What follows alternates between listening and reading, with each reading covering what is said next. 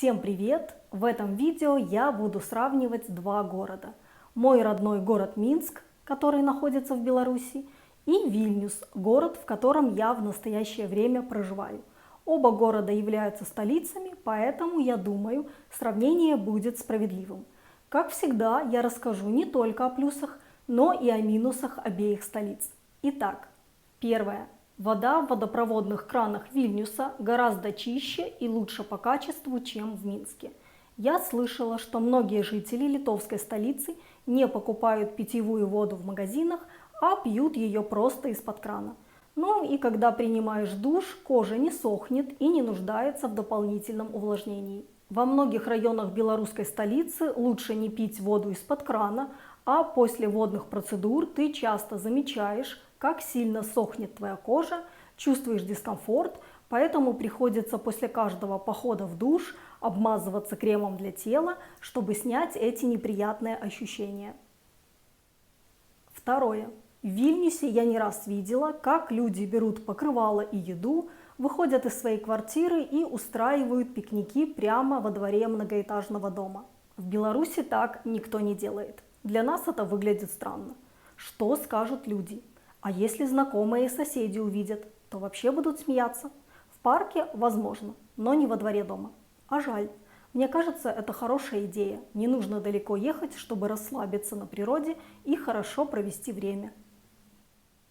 Третье. В столице Литвы можно купаться в водоемах, и это замечательно.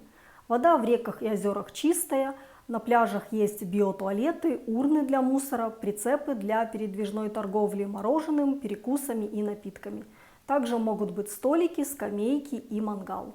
В общем, все для хорошего и комфортного отдыха. В Беларуси, в реках и озерах нашей столицы и недалеко от нее, лучше не плавать, а бывает и такое, что купаться запрещено. Если хочешь плескаться в воде в жару, лучше поехать в аквапарк или на водоем подальше от Минска. Конечно, там не будет биотуалетов и возможности купить еду, но зато будут чистая вода и пляж. Что касается Минского моря, оно же Заславское водохранилище, то бывает и такое, что уже с конца июля купаться в нем не рекомендуется.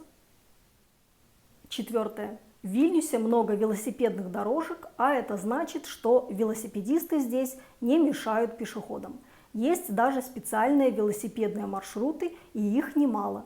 В Минске велосипеды сейчас тоже намного популярнее, чем раньше, но люди в основном ездят просто по тротуарам, что очень неудобно для пешеходов и для самих велосипедистов. Пятое. В столице Литвы установлены специальные столбики возле пешеходных переходов, которые защищают пешеходов от наезда автомобиля. В Минске, к сожалению, таких столбиков нет, а ведь это забота о безопасности людей. Шестое. В Вильнюсе практически везде можно встретить огороженные детские площадки, даже в парках. Все для безопасности детей, и это замечательно. В столице Беларуси нет такой практики, хотя, как мне кажется, это хорошая идея. С другой стороны, минские детские площадки расположены именно во дворах, в Вильнюсе же они часто бывают недалеко от проезжей части или рядом с магазинами. Седьмое. В столице Литвы низкие заборы, которые часто огорожены еще и туями, поэтому этих изгородей практически не видно. Люди не скрываются за высокими заборами, а лишь предпочитают уединение. В Минске в частном секторе в основном высокие заборы. Любим мы спрятаться от глаз других людей, ну и, конечно, высокие ограждения также установлены для дополнительной безопасности. Восьмое. В Вильнюсе можно часто увидеть цветы не только на подоконнике, но и снаружи за окном жилого дома на первом этаже. В Минске я такого не видела. Мне кажется, у нас их легко могут украсть. Да, цветы – это мелочь, но даже их могут подворовывать. В Вильнюсе же некоторые люди даже оставляют свои вещи на незастекленных балконах на первом этаже. Конечно, здесь они тоже время от времени пропадают, но в Минске, уверена, это случилось бы гораздо быстрее. Также в Вильнюсе часто встречаются цветы в горшках во дворах многоэтажных домов у подъездов. В Минске я тоже такое замечала, но крайне редко. Девятое. В литовской столице всегда есть туалетная бумага в туалетах, поликлиник и других общественных местах. В Минске с этим, к сожалению, проблема.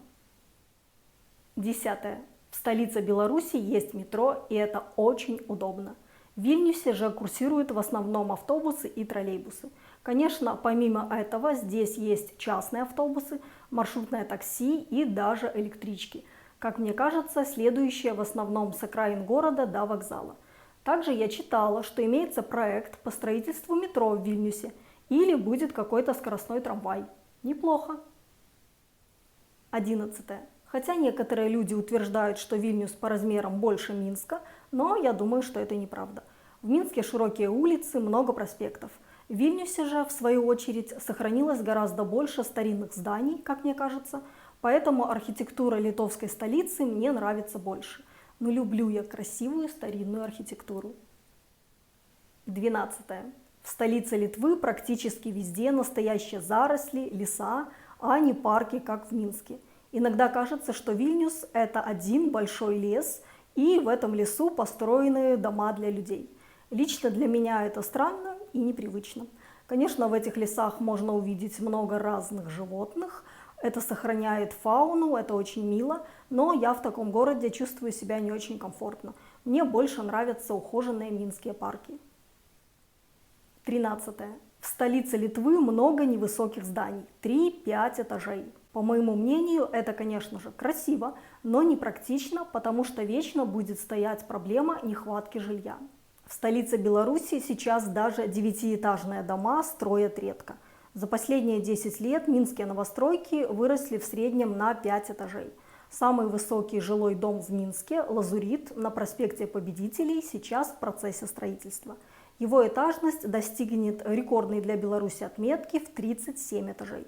Видимо, чтобы заселить как можно больше людей. Белорусы к этому привыкли, и нас это не смущает. 14. В Вильнюсе много высотных жилых домов, которые построены, так сказать, окна в окна. То есть ты очень хорошо можешь видеть, что происходит в квартире твоего соседа напротив или где-то сбоку, если у него нет занавесок. Это многоэтажки из советских времен, как мне кажется, странные постройки. Я живу в подобном доме в Вильнюсе, и мне совсем не нравится видеть из своего окна другие окна. Также мне не интересно, что там делают соседи напротив, но иногда, к сожалению, приходится наблюдать за их активностью. В Минске такие дома тоже можно встретить, но их очень мало. В основном они старые, 3-5 этажей и находятся в центре города. 15. В столице Литвы много мусора, намного больше, чем в Минске.